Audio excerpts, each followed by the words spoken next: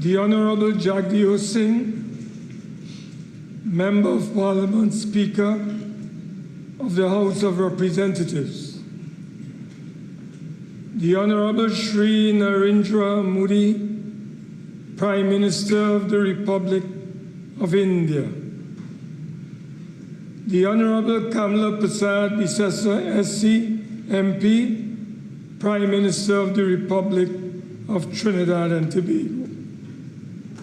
Members of Parliament of the Republic of Trinidad and Tobago. Members of the Diplomatic Corps. Distinguished guests. Members of the media. As President of the Senate, it is a distinct privilege to welcome you all to this joint assembly of the Parliament of the Republic of Trinidad and Tobago. We have convened this Parliament to receive a most distinguished guest, the Honorable Shri Narendra Modi, Prime Minister of the Republic of India. Prime Minister, your presence today powerfully reflects the enduring friendship between Trinidad and Tobago and India, built on shared heritage, cultural bonds, and a mutual commitment to democracy.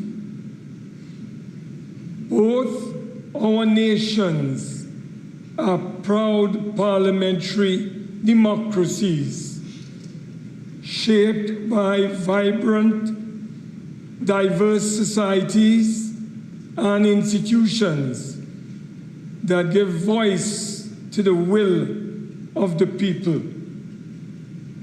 It is in our respective houses, Trinidad and Tobago House of Representatives and the Senate, and the India's Lok Sabha and Rajya Sabha, that our democratic values are continuously upheld. Our history of parliamentary engagement is long and meaningful. I recall with pride the 2012 visit of the Honorable Meera Kumar, Speaker of the Lok Sabha, for the Commonwealth Speakers Conference, and my own reciprocal visit to India later that year. These exchanges have reaffirmed our dedication to dialogue, mutual learning, and inter-parliamentary cooperation. On behalf of all members of Parliament and the people of the Republic of Trinidad and Tobago, I extend to you, Honorable Prime Minister, a warm and heartfelt welcome. Welcome.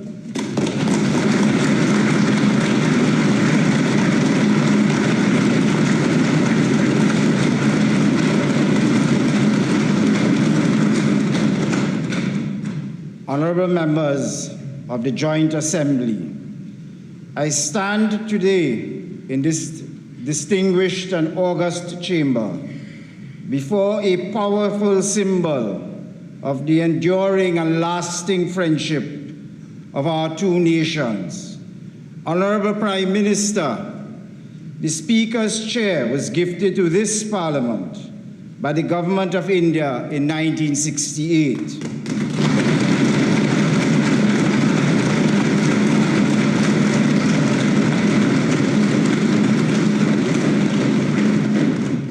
The seemingly simple gift of this chair honors the deep-rooted ties between our two nations, and these exchanges serve to reaffirm our shared commitment to institutional dialogue and the enduring value of interparliamentary cooperation. I therefore, with the utmost privilege and profound pride, now invite you, the Honorable Shri Narendra Modi, Prime Minister of the Republic of India, to address this joint assembly.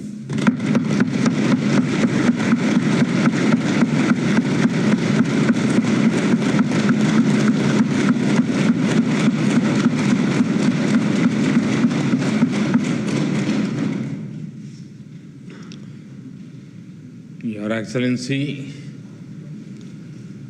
Prime Minister Kamala Prasad Visesarji, Honorable President of the Senate, Mr. Wade Mark, Honorable Speaker, Mr. Jagdev Singh, Honorable Ministers, distinguished members of Parliament, Namaskar, Suprabhat, good morning. I'm deeply honored to stand before you, the elected representatives of a proud democracy and a friendly nation. I bring greetings from 1.4 billion people of India. I also bring warm wishes from the people of Ghana, the country I visited just before arriving here. I'm humbled to be the first Indian Prime Minister to speak to you in this iconic Red House.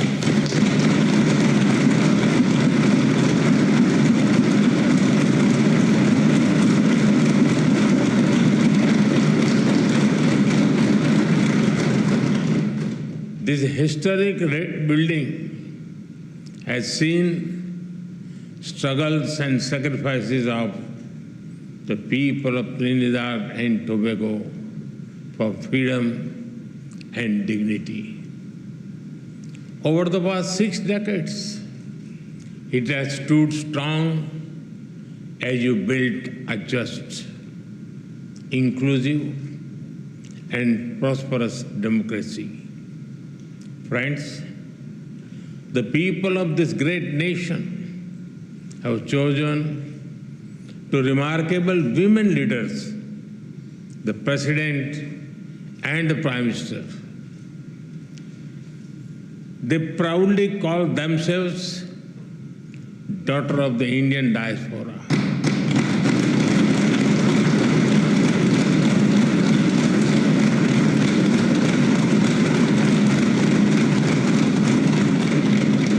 They take pride in their Indian heritage. In India, we admire their leadership, grit, and determination. They are living symbols of the relationship between our countries, built on shared roots and shared dreams. Distinguished members, both our nations rose from the shadows of colonial rule to write our own stories with courage as our ink and democracy as our pen. Today, both our nations stand as proud democracies and pillars of strength in the modern world. A couple of months ago, you celebrated the Festival of Democracy by participating in elections. I congratulate the people of this country for their wisdom and vision for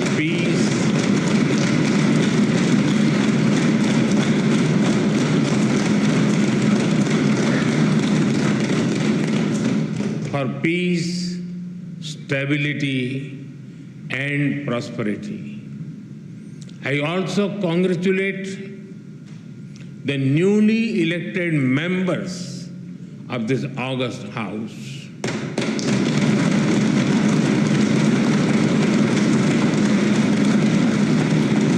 I extend special greetings to Prime Minister Kamalaji for forming the government once again.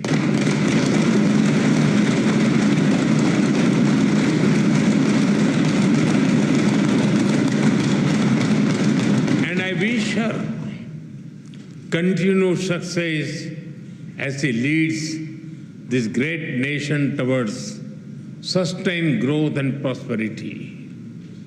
Friends, when I look at the golden words of the Speaker's chair from the people of India to the people of Trinidad and Tobago, I feel a deep sense of emotion.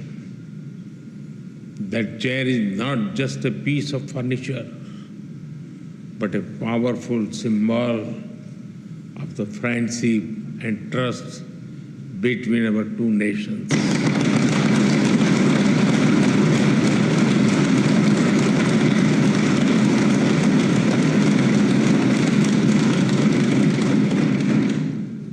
The words expresses the bond that one democracy feels for another.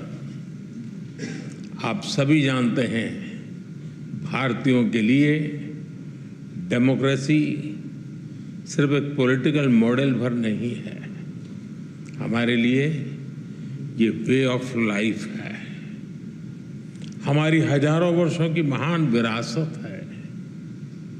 इस संसद में भी कई साथी ऐसे हैं जिनके पूर्वज बिहार से हैं।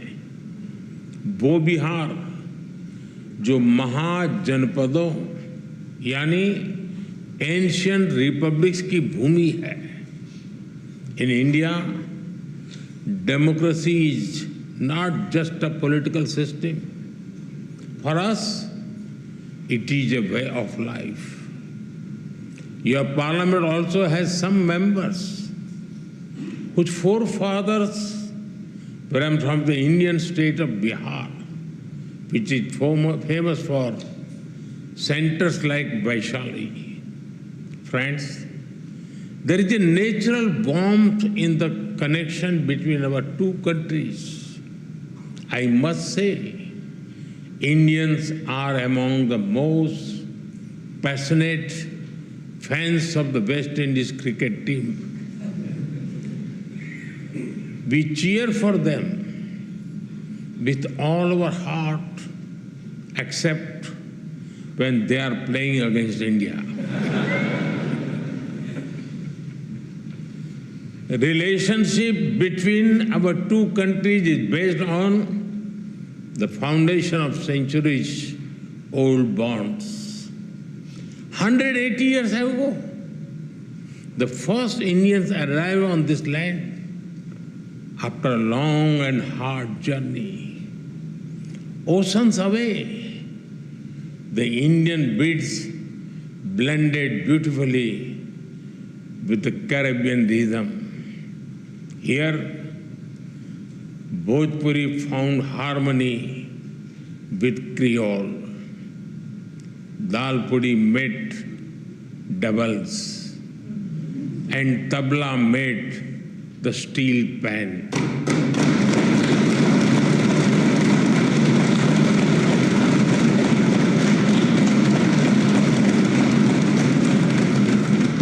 Today, the people of Indian origin are proud bearers of the red, black, and white flag.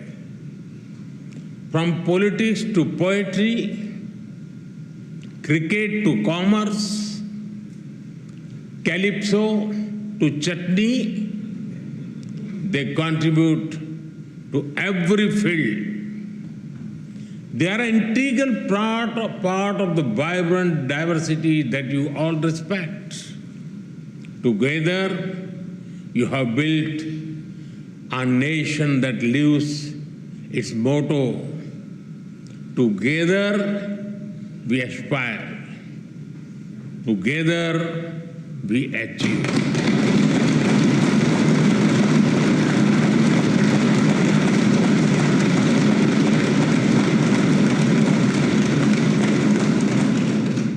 Friends, earlier today, Her Excellency, the President, graciously confirmed upon me this country's highest national award. I accept it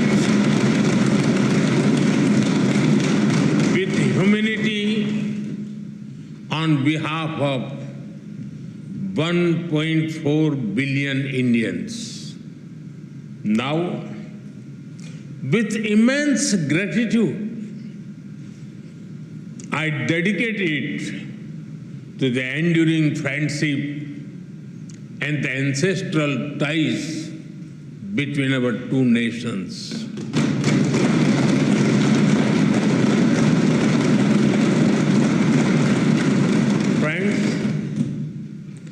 I'm delighted to so many women members in this house. Respect for women is deeply rooted in Indian culture.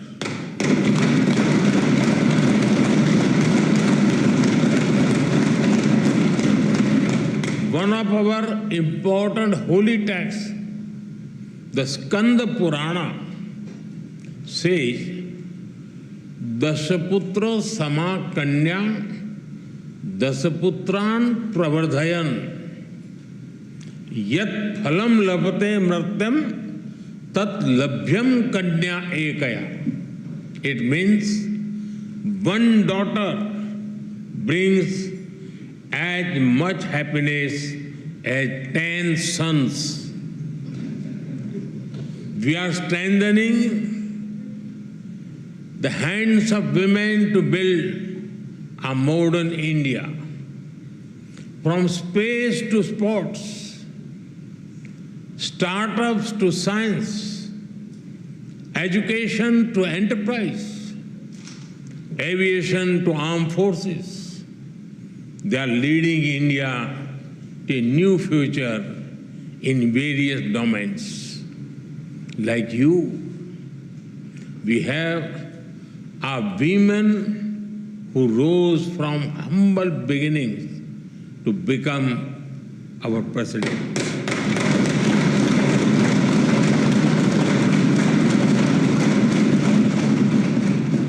Two years ago, the Indian Parliament took a historic step, which decided to ensure a 33% reservation for women in parliament and state assemblies.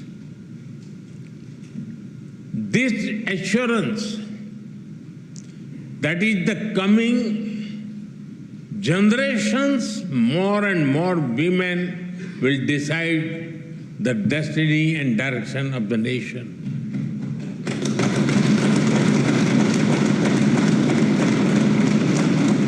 Women leaders are also thriving at the grassroots in India. Around 1.5 million elected women power local governor institutions. We are in an era of women-led development. This was also one of the important themes that we furthered during our G20 presidency. हम भारत में women lead development का एक नया model विकसित कर रहे हैं। अपनी G20 प्रेसिडेंसी के दौरान भी इस मॉडल की सफलता को हमने पूरी दुनिया के सामने रखा है। Distinguished members, today India is the fastest growing major economy in the world. Every sector, every region, and every society is part of this growth story. India's growth is inclusive and people-centric. A recent report of the International Labour Organization notes that India's social security and welfare umbrella covers 950 million people. That is almost 1 billion people, which is a greater population than most countries in the world. Our vision for such inclusive growth does not stop at our borders. We see our development also as a responsibility towards others, and our priority will always be the global South.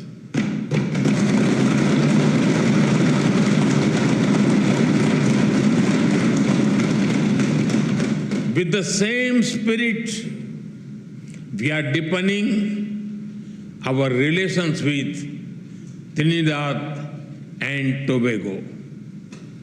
Our trade will continue to grow. We will encourage our businesses to invest more in this country. Our development partnership will expand. Training capacity, building, and skill development will keep human development as its center. Health has been and will remain a key part of our partnership. Many Indian doctors and healthcare workers have been serving here with distinction. We are glad that you have decided to recognize Indian medical standards. This will ensure access to high-quality, affordable medicine for all. We also welcome your decision to adopt the UPI digital payment system. It is a major step forward. UPI has revolutionized digital payments in India. Powered by the platform, India has become the nation with the highest number of real-time digital payments in the world.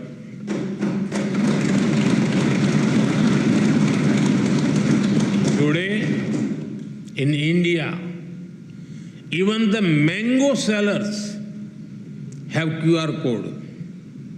If you try to pay them in cash, they will ask you to use UPI because they don't have the change. We are also keen to collaborate on other digital innovations. As India develops AI tools to foster growth and development in the global South, Trinidad Tobago will be a priority nation for us.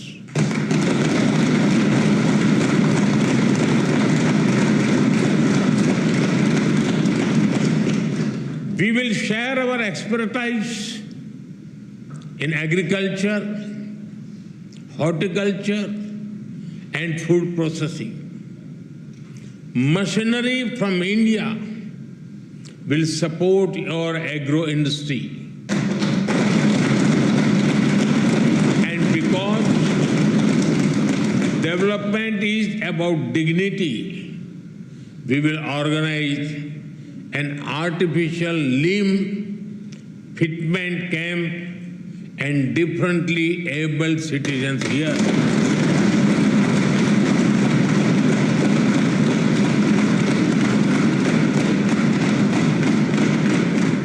For us, there are no limits to our cooperation with you.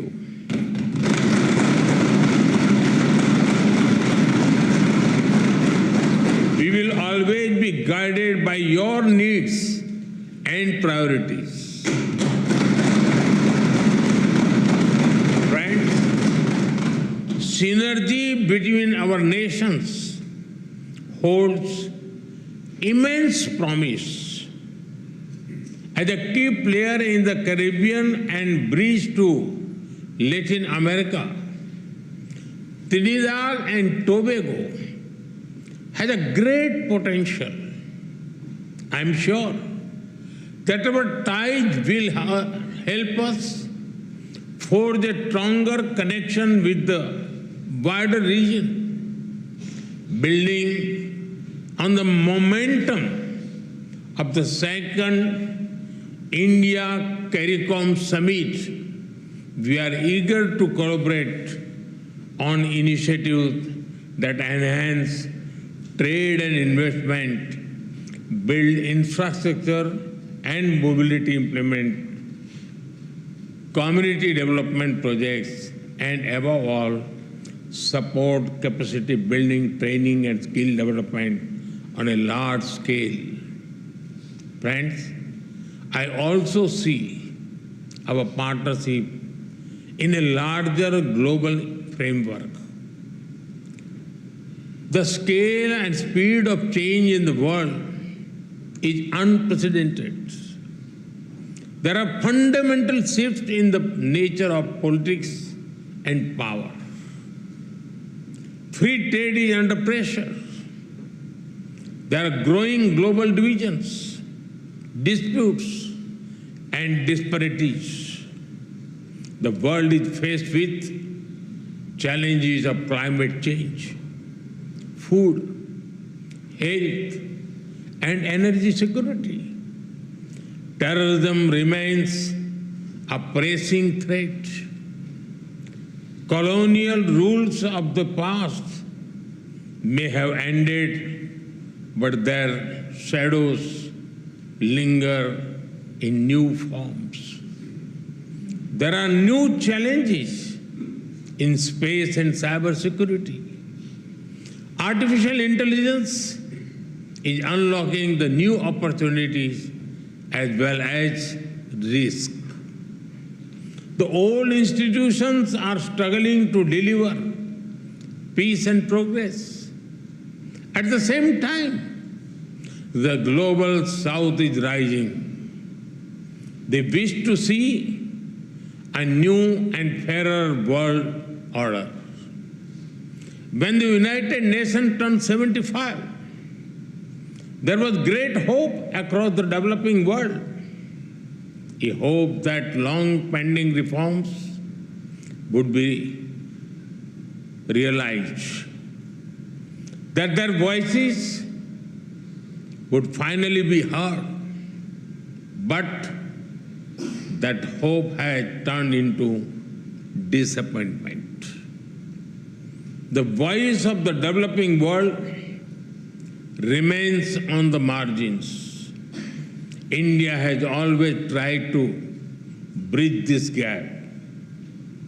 For India, Mahasagar, mutual and holistic advancement for society and growth across regions, is the guiding vision for the global South. Whenever we got the opportunity, we have given voice to the global South. During our G20 presidency, we brought the concerns of the global South to the center of global decision making.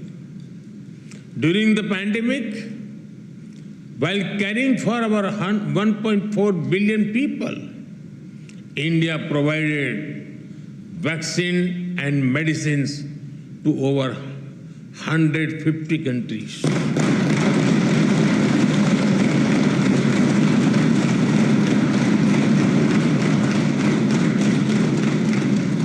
In times of disaster, we have responded swiftly with aid, relief, and solidarity.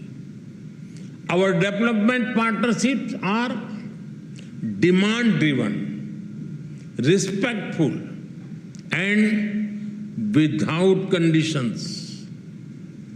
Distinguished members, it is time for us to work together to give the Global South its rightful seat at the right table.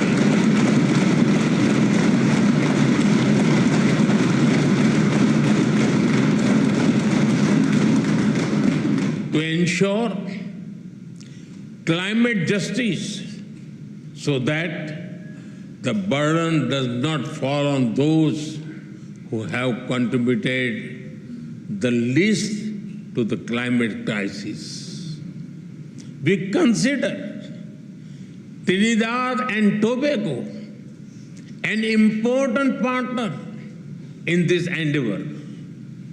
Friends, our two countries may differ in size and geography, but we are deeply aligned in our values. We are proud democracies.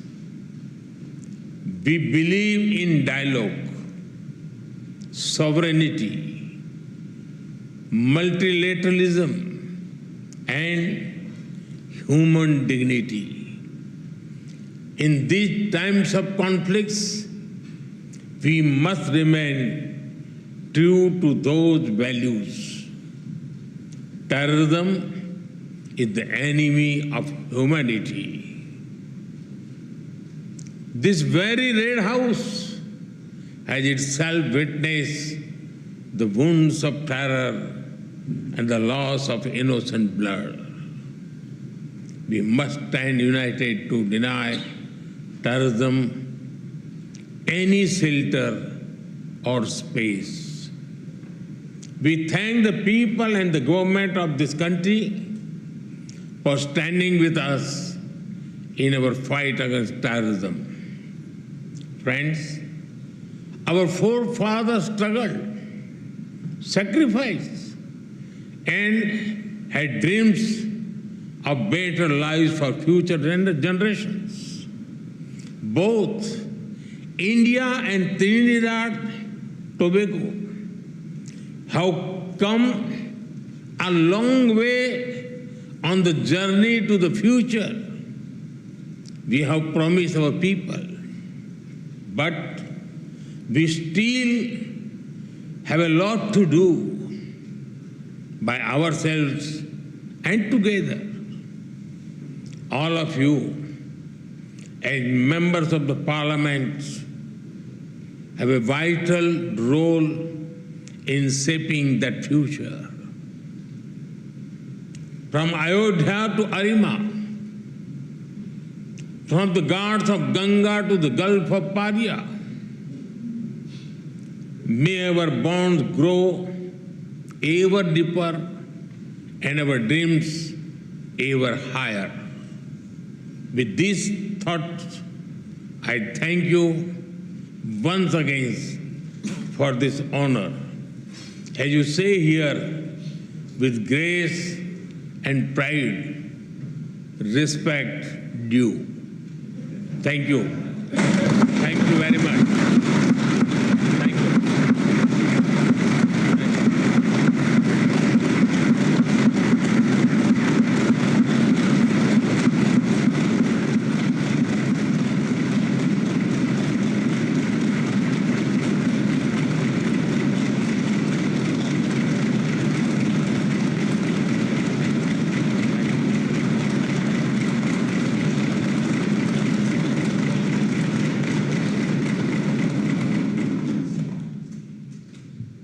Honorable members of this joint assembly, I now call upon the Honorable Mrs. Kamala Prasad Bisesa of Senior Counsel, Member of Parliament, and Prime Minister to deliver expressions of thanks on behalf of all parliamentarians here assembled.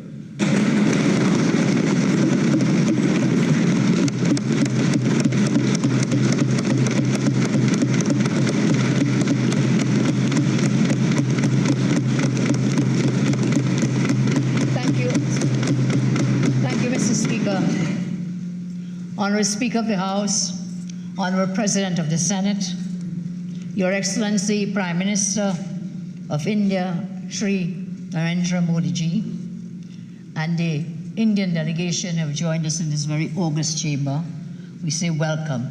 Excellency Dr. Jaishankar, Minister of External Affairs of the Republic of India, Your Excellency Mr. Pradeep Singh, High Commissioner for the Republic of India to the Republic of Trinidad and Tobago, Honorable Members of Parliament, esteemed members of the delegations, our very distinguished guests, and indeed members of the media, I say good morning to each and every one of you.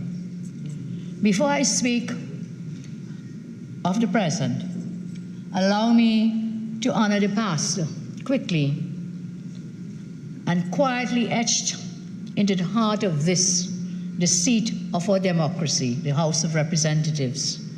I say to you all, welcome to Bhawan, the People's House, all of you.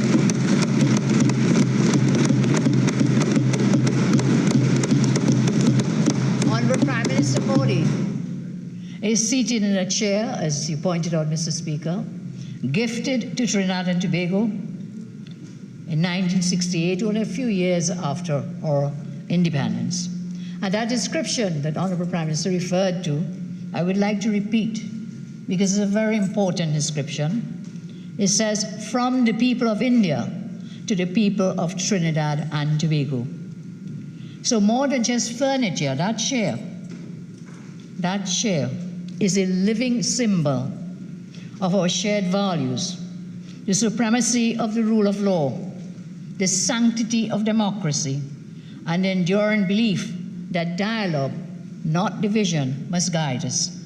Today, as we welcome His Excellency Prime Minister of India, a leader who is shaped by service, vision, a very charismatic leader, I think that chair stands as a silent witness to how far we have journeyed together and how much further we can go together.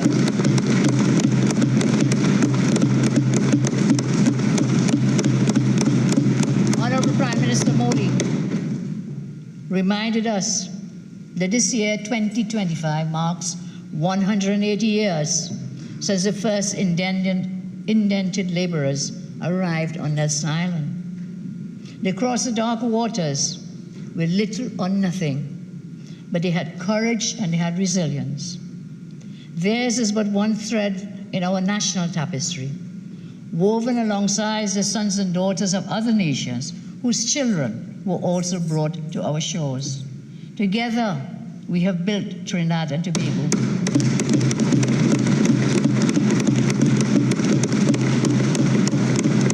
And nowhere is that shared legacy more vividly reflected than in this House or Parliament, the living symbol of our diverse democratic journey. So it is fitting that we welcome here today Prime Minister Modi, a leader of the world's largest democracy, a statesman whose story mirrors the hopes of ordinary people.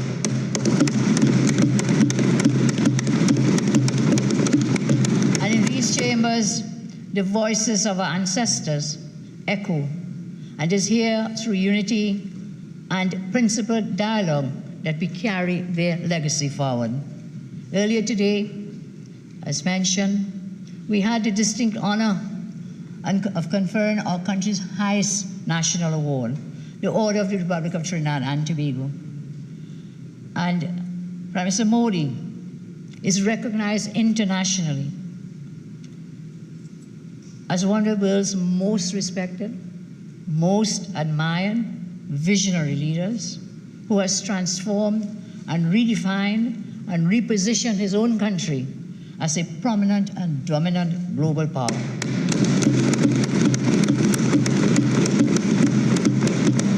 And indeed, we, the people of Trinidad and Tobago, and the government of Trinidad and Tobago, express our heartfelt gratitude for India's very compassionate humanitarian gift of vaccines and medical supplies during the COVID-19 pandemic.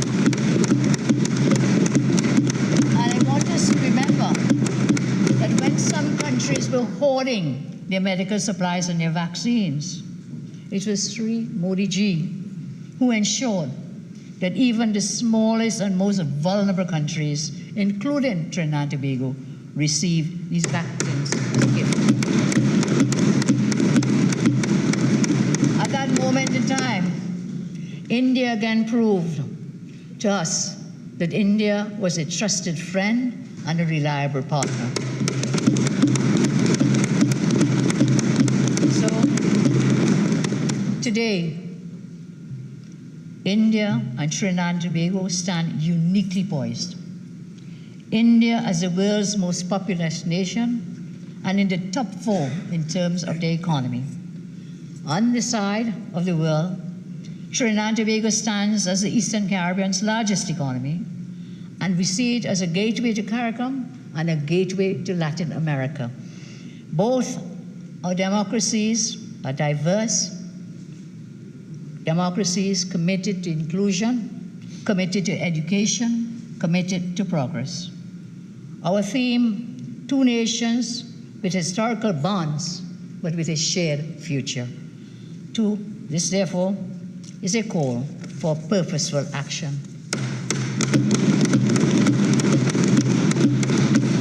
Some of us may know that bilateral trade between Trinidad and Tobago and India reached a record TT $1.2 billion, US $368.96 million in the last fiscal year. Trinidad and Tobago exports to India energy products, including ammonia, LNG, methanol, whilst on the other hand, we import from India pharmaceuticals, textiles, and industrial goods. As we look ahead from today, as we move ahead, we aim to expand our exports, Honorable Prime Minister, to tap into India's 1.4 billion population. And that is a 1.4 billion consumers. We are also pursuing a partial scope trade agreement. The first it would be from a CARICOM country, and we are laying the foundation for a new bilateral investment treaty. Honorable Prime Minister, India's status as the world's pharmacy is well established, with institutions like Serum Institute and CIPLA saving lives globally. If I may be personal a minute, just this morning I had a course to use CIPLA, imported from India. So we welcome our agreements.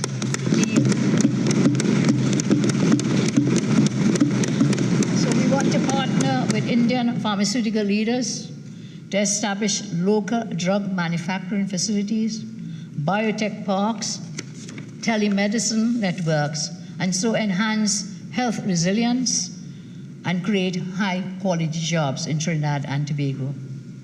India has also pledged support for, amongst other initiatives, a Jaipur foot camp, dialysis units, sea ambulances, most vital for Seabridge, Trinidad and Tobago, sea ambulances.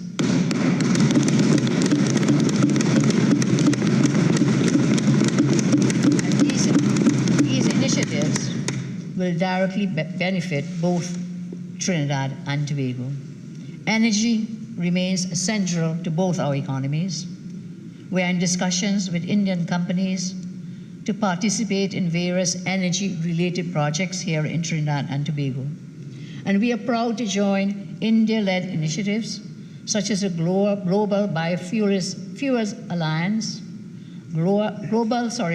Biofuels Alliance, and we thank Prime Minister Modi for presenting Trinidad and Tobago, gifting to us a solar rooftop system, a symbol of our shared commitment to sustainable energy.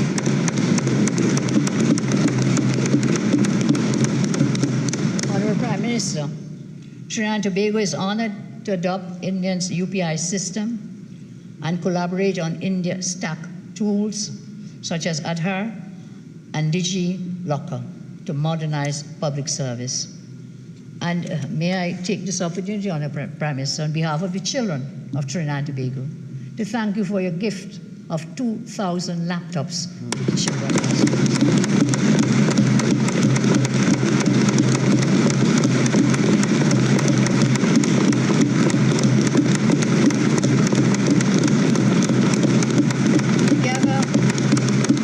Together, it is our aim to position Trinidad and Tobago as a digital hub for the Americas and to empower a new generation of tech-savvy citizens here in our land. India continues to support our security efforts, which we know is a serious challenge for us, through their training under the ITEC program and through assistance in establishing here in Trinidad and Tobago a regional forensic science center.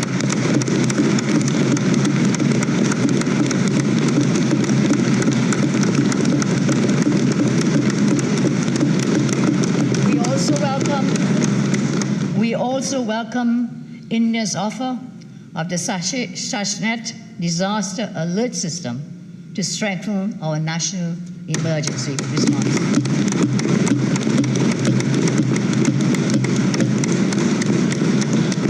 Yes, again, India continues to enrich our nation through scholarships, through training, through cultural exchanges. We are renewing academic chairs at the University of West Indies in the field of Ayurvedic medicine.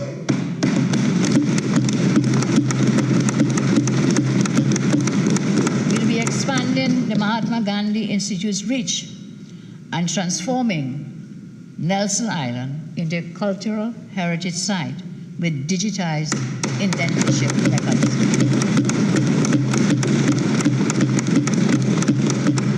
As I close, I say this visit is more than just diplomacy. It marks the dawn of a renewed South-South partnership, grounded in shared history and grounded in forward-looking purpose. From cane fields we all came. We have come to digital frontiers. India and Trinidad and Tobago now walk as strategic partners.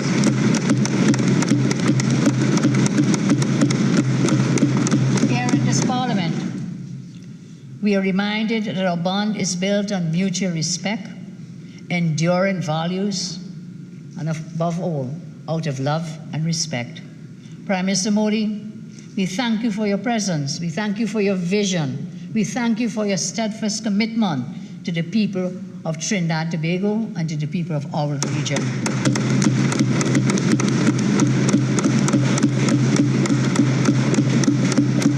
Your honored presence reaffirms our shared commitment to unity, to innovation, and to peace.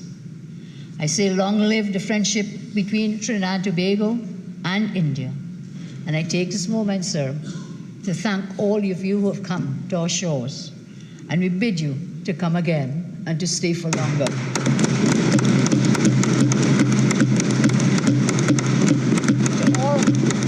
To all of you who have contributed to making Prime Minister Modi's visit to Trinidad and Tobago the resounding success that it has been, we say thank you very much. Thank you, Mr. Speaker.